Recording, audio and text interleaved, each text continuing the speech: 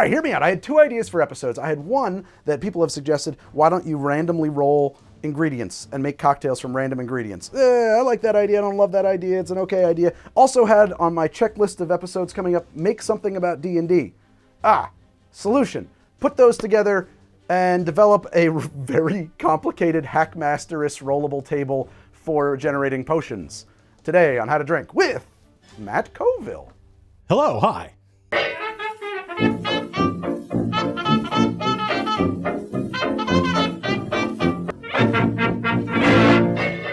Matt, thank you so much for coming on the show. What a pleasure it is to have you and actually finally meet you face to face. And I would not be able to give your resume justice at all. So just in case some people out there don't know who you are, could you introduce yourself potentially?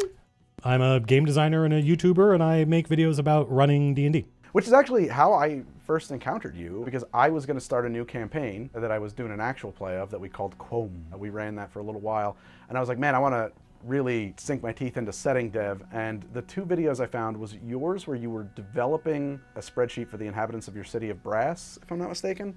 But it might have been, it was probably Capital. Oh, it was Capital, yeah. Yeah. There is a video that is that, yeah. And then the other one was Dale Kingsmill's video on shortcutting a deity pantheon, and it was Dale's awesome. So here's a backstory on this episode. Initially, some weeks ago, there was some hot shit going on in the world of Dungeons & Dragons that I didn't understand about the open gaming license being revised. That is now old hat, because it has been, courses have been reversed, and I think he made even better. But honestly, I asked Matt to come on the show because I didn't understand it, and I wanted to do this D&D episode, and I was like, well, we have to talk about that.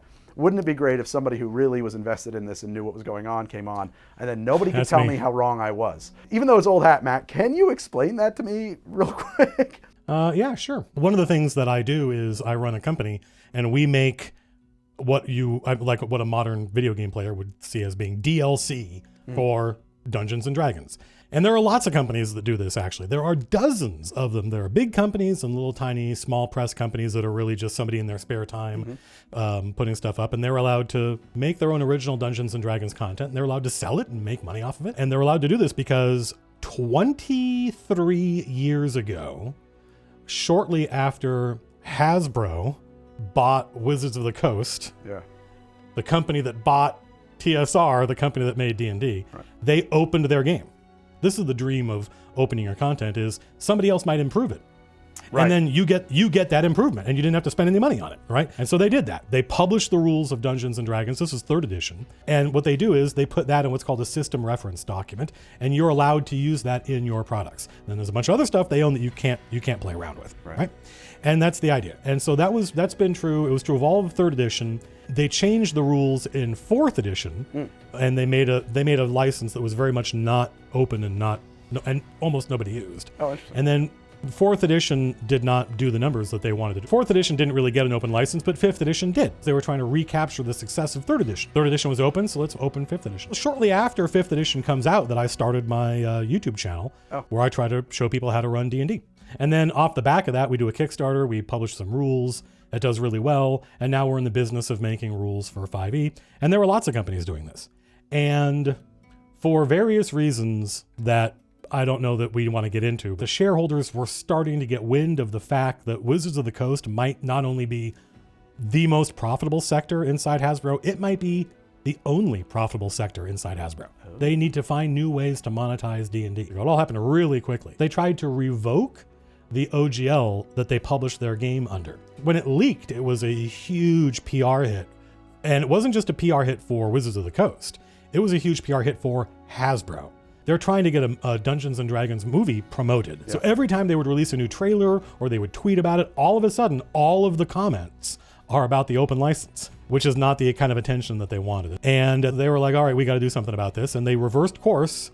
And I actually am not the person to tell you what happened next, because at that point, I was no longer paying attention. I think what they did was they put all of D&D, or a big chunk of it, and a lot of their brand into, not all of it though, into a Creative Commons license, which is actually even more broad and permanent than an open license. But in the meantime, it caused a whole bunch of companies, including mine, to have to take a really hard look at what is this wagon that we have hitched our horses to?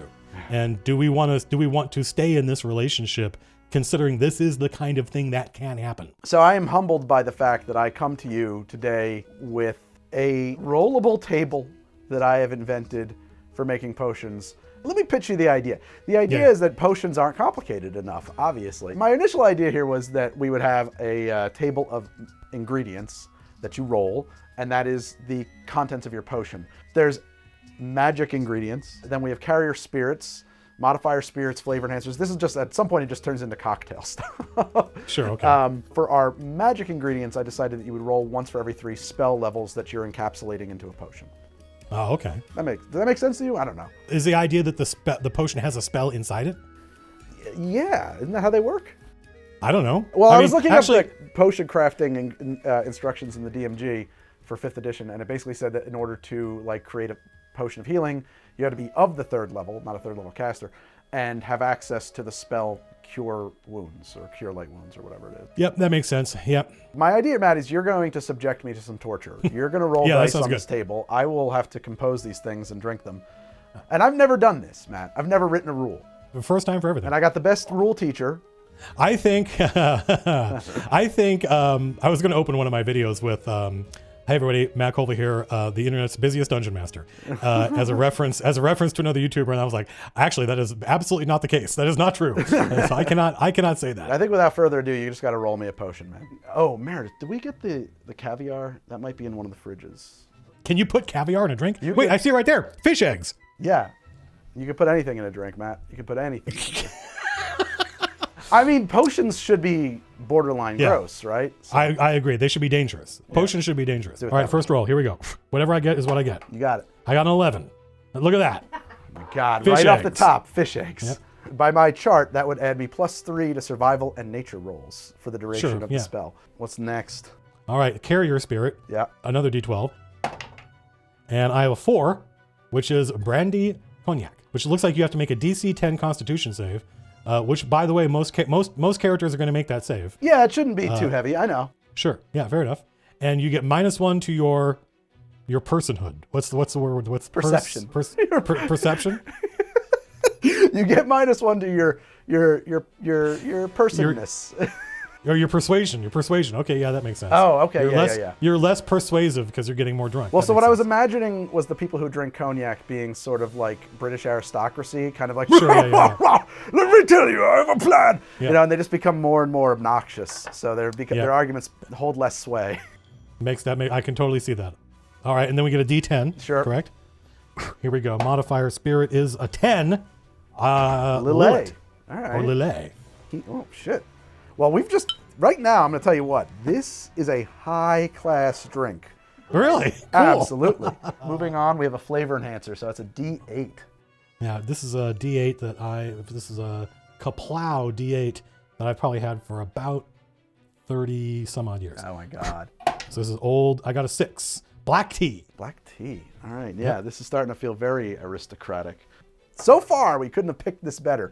All right, so it looks like this is common effect number 1, which is a D6. Yeah. You can't see this probably, but I am rolling an incredibly rare die. Oh my God. This is where the 1 is the Eye of Sauron. Oh, shit. From the Middle-earth collectible card game. Oh, wow. From the 1990s. Holy Let's see shit, what we get here. I got a 4. Molasses. Okay, do we bring molasses? So we actually do have a bottle of molasses, blackstrap molasses. Sweet. This will not be pleasant. This drink just stopped being great. It's okay. There's only 4 results on here: honey, white sugar, brown sugar, and molasses. When you look at the other ingredients, where does your mind go? What's the right ingredient for this one? Anything but the molasses. Anything but the molasses. Probably the white sugar or the honey, though. That's what makes this a potion and not a cocktail. Exactly. What are we up to now? We got a common number 2. Yeah, it's like a D10. And I got a 4. Pomegranates. Okay. Yes. Excellent. That's it. All right, now I got to put this into a potion somehow. But this is the exciting part. Yeah. So the chart doesn't give me proportions. What do I have here? I don't have anything. I have no sour. So there's actually an argument that I should not shake this drink. And I want to shake because this stuff is so thick that if we don't shake it, we're going to have a problem here. So I'm going to start by adding a goodly bar spoon of pomegranate. My thoughts about pomegranate was that it might have something to do with death. You know, Okay. Persephone kind of thing there. Yeah. Classic Greek myth. Yeah. This is molasses. Molasses is the parts of sugar that you don't eat, garbage parts. And this is a particularly heavy molasses. This is blackstrap molasses. We're just going to try to use a bar spoon. However, I'm going to leave that bar spoon here because it's just going to keep dripping for a very long time. We're going to do 1.5 ounces of cognac, 1 ounce of Lillet Blanc. Try for that. I'm going to put some black tea in here. 2 bar spoons of tea. Maybe 3. What the hell? When you look at these ingredients, you have an instinctive understanding of which of these should be de-emphasized and which of them should be emphasized. Yeah. And that's what's guiding your ratios here. That's true. That's right. Yeah. Currently, the How to Drink kitchen is very short on ice, so we're going to be using a single cube today, dear friends, dear viewers.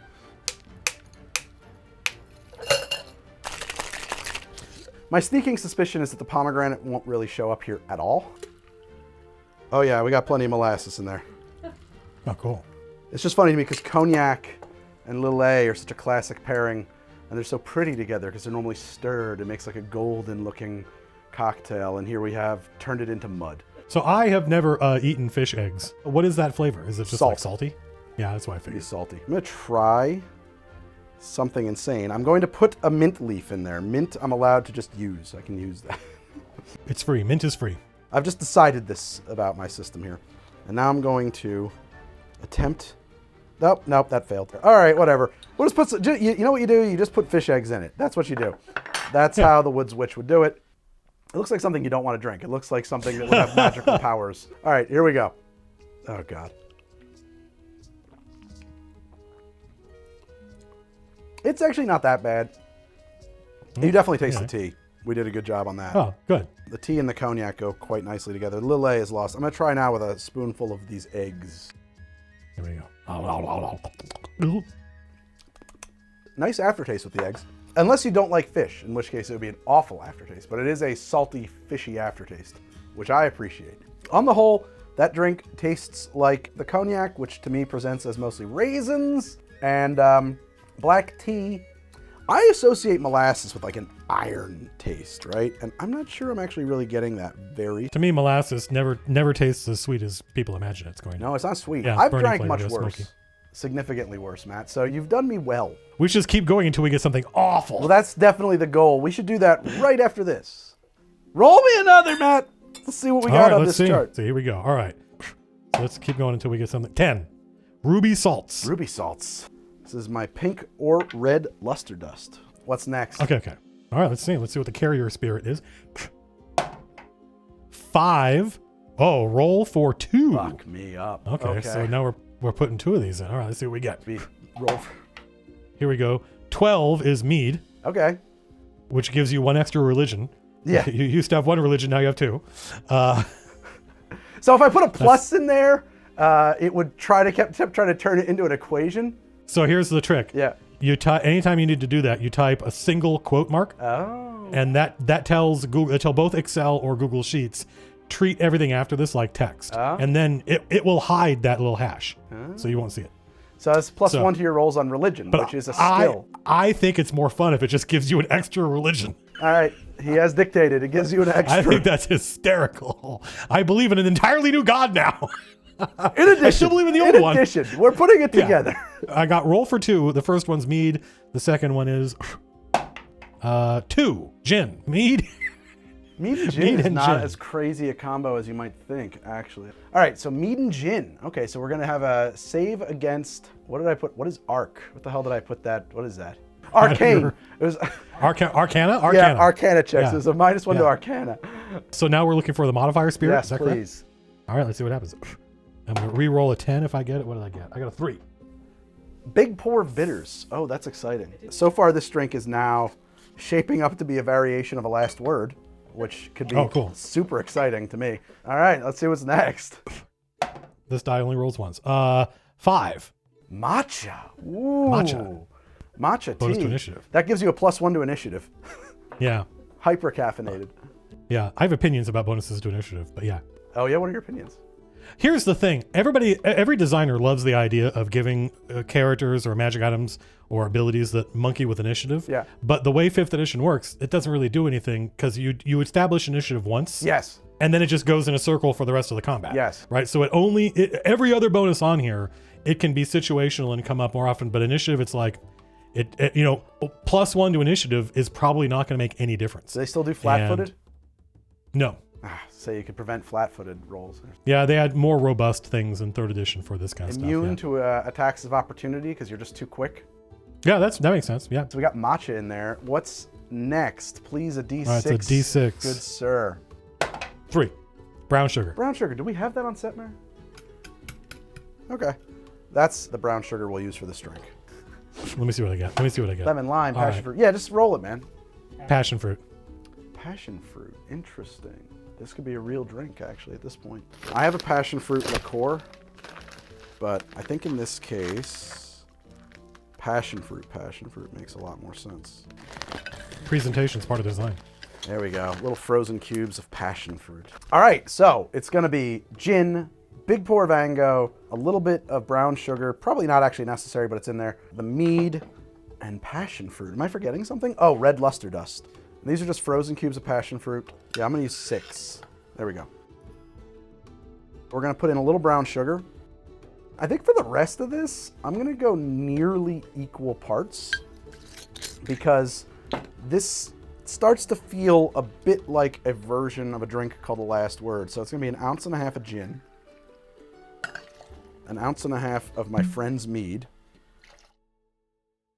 And then I think I'll just do 3/4 of an ounce of this. We're going to shorten this one up because it'll be overpowering. And then we'll do a little bit of this luster. I don't know how they make edible glitter, but I know they tell me it's edible. I'm going to go pretty heavy on my matcha here.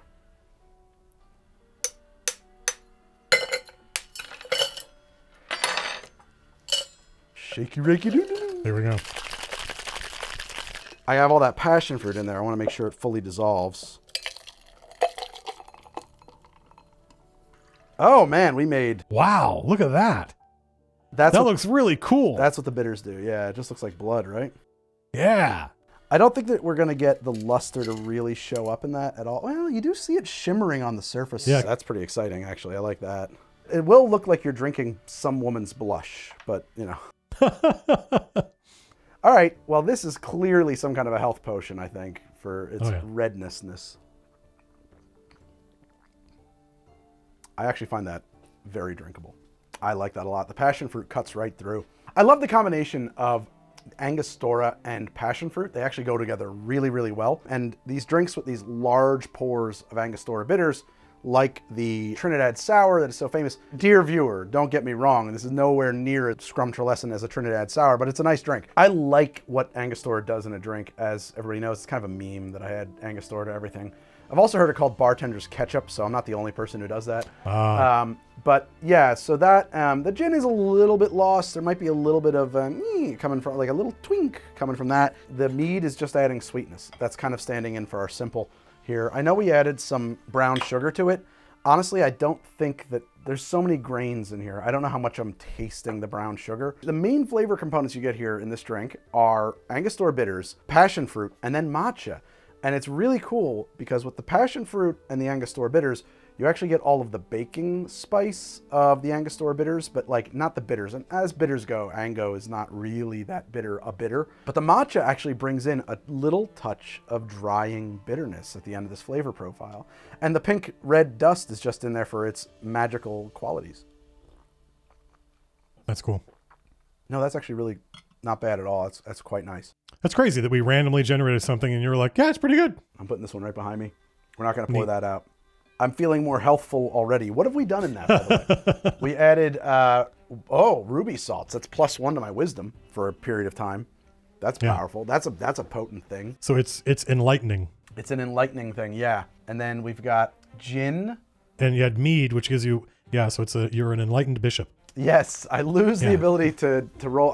My arcanum gets worse, but I did acquire a second religion, which is fascinating. Matt, you got an idea for name on this one?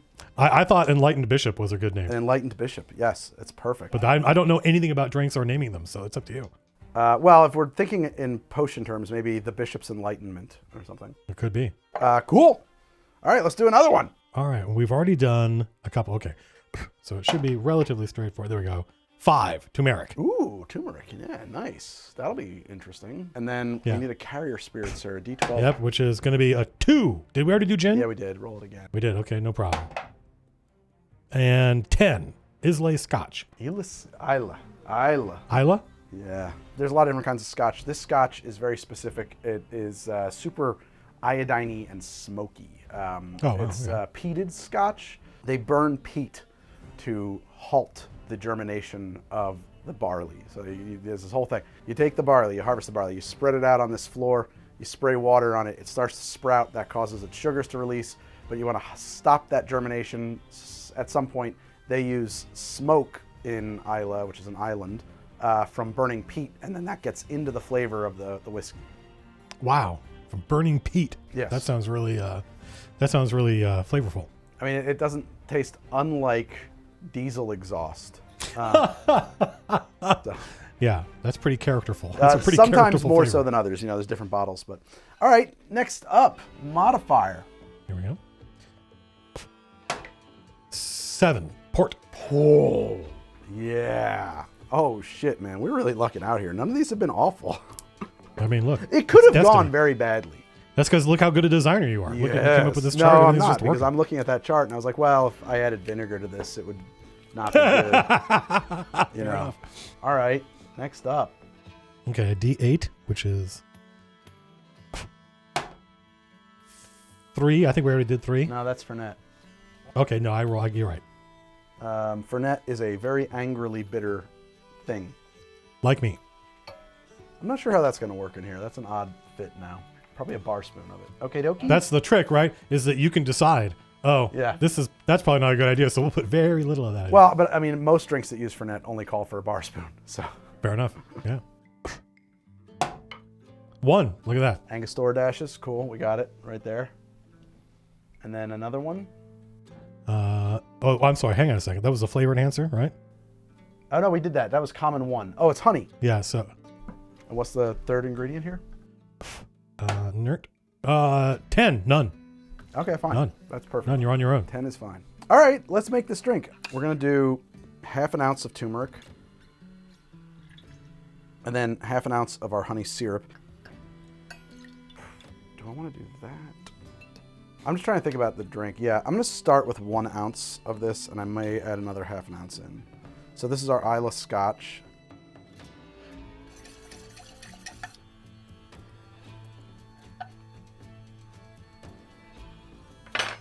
Okay.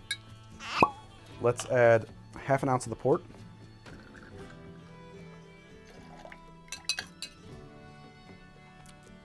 Okay. I'm going to do just another half an ounce of this, so we're up to 1.5 ounces of this, of the Isla Scotch. And I'm going to do a bar spoon of Fernet Branca, carefully, because it's such a potent flavor. It's a little overly sweet, but boy, that's not bad. I like that. I like that. The only thing I did wrong is that's a stirred drink, because there's no fruit juices in it, so probably I'll transfer it to this for thematic purposes. Whatever.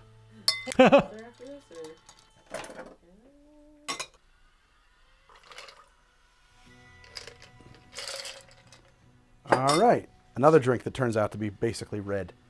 Yeah. The good ones are red. That's what we've learned. To whatever spell this potion contains. That's a cacophony of flavors. That's wild. Oh man, that's so much better than it should be. Holy shit. We didn't have any duds. We got to do one that's just gross. It's a little sweeter than I would like, but the combination of flavors there, the turmeric and the honey, really strongly complement the Isla Scotch, because you get that smoky, intense Scotch with these sweet, I don't know if turmeric I would call it herbal, but it does have its own specific flavor. And in the way that I would struggle to describe blue to you, I don't know that I could. It might be a baseline flavor, you know. It's sure, turmeric-y. with just a hint of bitterness and bite from the Fernet. Do I get the port?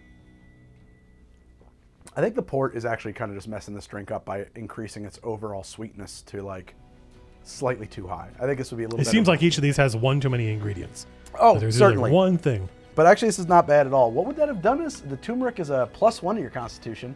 I think that I read that turmeric was supposed to be really good for digestion and stuff like that. So I felt like, historically, that's what it was for, anciently. So I figured like constitution, that's good for your constitution. Yeah, makes sense. The Isla makes you worse at performing. Yeah, that's true. It reduces your perform.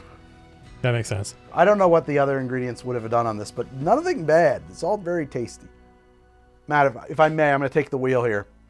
You go right ahead. I'm just going to assume the weirdest, worstest possible roll. Roll twice on magic because we'll hit a 12. We've got mushroom and rumble dumble smoke, which is going to be fun. So we'll have that. Smoke? Like, what do you mean smoke? I mean, literally smoke. Fair enough. Then we'll assume worst possible carrier spirit. Cowling. -3 hit points. Yeah, it's nightmare fuel. We'll do the Cowling and can you get me the Malort? We'll assume we rolled Cowling and Malort. So that would result in a DC 18 Constitution save or a -2 on Wisdom, plus a -3 hit points right off the top. See, if it's magic, then that 3 hit points, that's probably that's probably like semi-permanent. Like you got to go. Somebody has to cast Restoration in order to get those hit points back. Oh, okay. I was thinking it was just like poison. Your max hit points have gone down. It's a magic potion. Yeah, I guess like, you're right. Just a regular dagger will do 3 points of damage. This is a magic potion. It's got to do something epic. In my brain, I was like, yeah, there's just a little poison in there. There's just a little extra, little something extra. Yeah. Okay. Yeah, in for a penny, in for a pound. Just roll me a D10 for my modifier. Yeah, no worries. 4.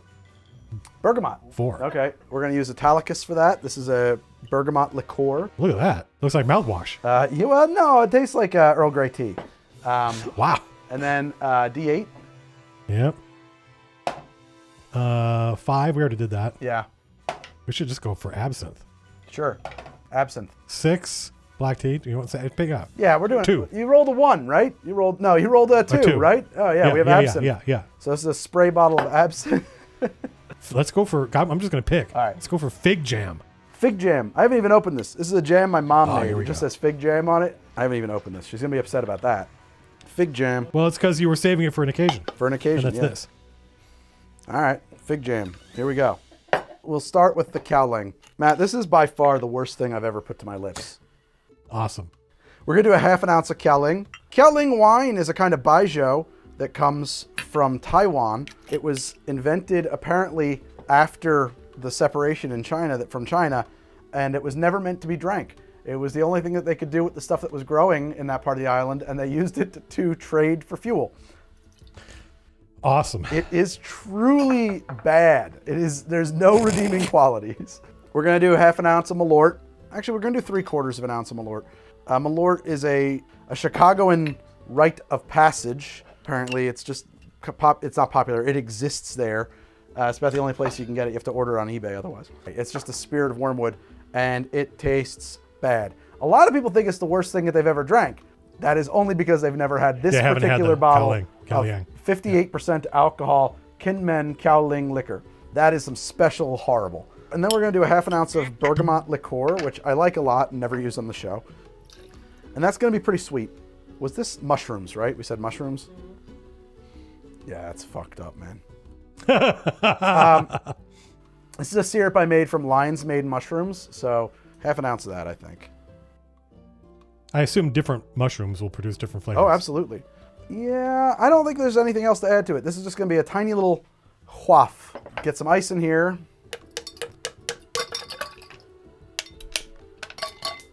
Oh, man, I can smell it already. So now we're going to smoke this cocktail.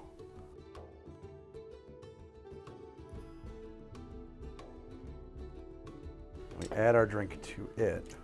Oh, wow. Yeah, okay. That's cool. Look at that.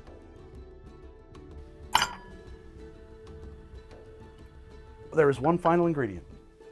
Spritz of absinthe. Now that is a potion. This is going to be very awful.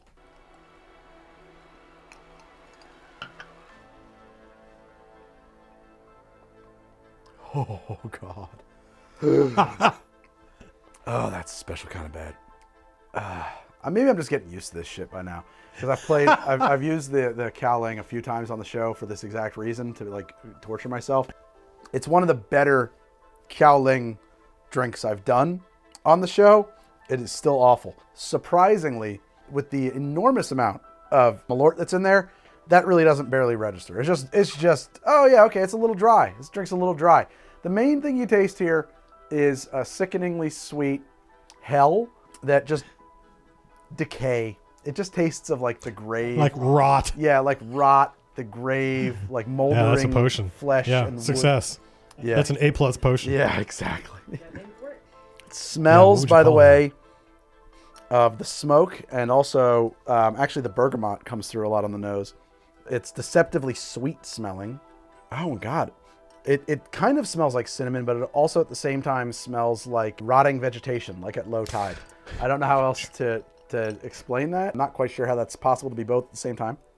Yeah, I think a rot potion. That sounds, yeah. Something for some necromantic effect for sure. It's always fun as a dungeon master when you're awarding potions. We forgot our fig jam. Oh, that's right. That's going to make it all better, Greg. Believe in the fig jam. Yeah. Can't make it worse. No, nothing will. It's always fun as a dungeon master when you're awarding potions and the players want to know what they do without drinking them, right? So they come up with different ways to kind of like, I'm going to smell it, I'm going to taste it. And then you as a dungeon master have to go, okay, well, I know what the magical effect is. Now I have to come up with some description for a flavor or a scent that might describe that. I think that you are desperately trying to come up with some good reason for my stupid chart to exist. No way. No, this is classic. Oh my God, it smells so bad. God, that's an awful odor. No, the fig jam doesn't help it. Doesn't help it. It's still just bitter rot and funk. On my first sip, there was a lot more of the absinthe. Rot and funk. I have their second album. Oh, was really good. That's slept on. People miss the second album. Yeah. Yeah. This definitely tastes like something that the old crone in the woods tells you, you must drink this, that you do not want to drink. Ugh. Well, that would mean, traditionally, I think that like actual medieval peasants would assume that the worse it tasted, the better it was for you. Oh yeah. Right. Because they would have assumed that there has to be some kind of punishment. The medicine can't taste good. Which is not true. Generally speaking, if it tastes bad for you, it's for a reason. There's a reason for it. Yeah. Not for consumption. Millions of years of evolution are trying to tell you something. That cowling, sometimes it just comes up from like, you know what it's like? It's sulfurous. I think of the Oracle of Delphi standing over the fissures, like getting, blotto on whatever smells were coming out of the ground. Well, I don't like it. So that's about the worst you could roll on the chart. This has been a blast, Matt. I hope we can come up with a reason for you to come back at some point in the near future. That'd be great. So inclined. I'd love to. And especially if you're ever in New Jersey, or if I'm ever in California, maybe we can get. Yeah, absolutely. If you're ever in SoCal, let us know, and we'd love to have you down in the office and show you around. Oh my God! Maybe record a video together. I would be honored. I would be thrilled. But oh no, this was a lot of fun. I shall have another sip of this noxious, hellacious shit. You're punishing yourself. And you guys, if you like the show, I've been making it for 10,000 years. There are places here that you can see more episodes. I'm on Twitter, YouTube, Twitch, Instagram, TikTok, and Patreon, which is the important one. That's the money one. You can find me at those places that are appearing here before your very eyes. And much like Matt, I too will return to actual plays at some point in probably the nearer future, actually, one hopes. That's cool. Okay, that's enough. Good night, good luck, goodbye.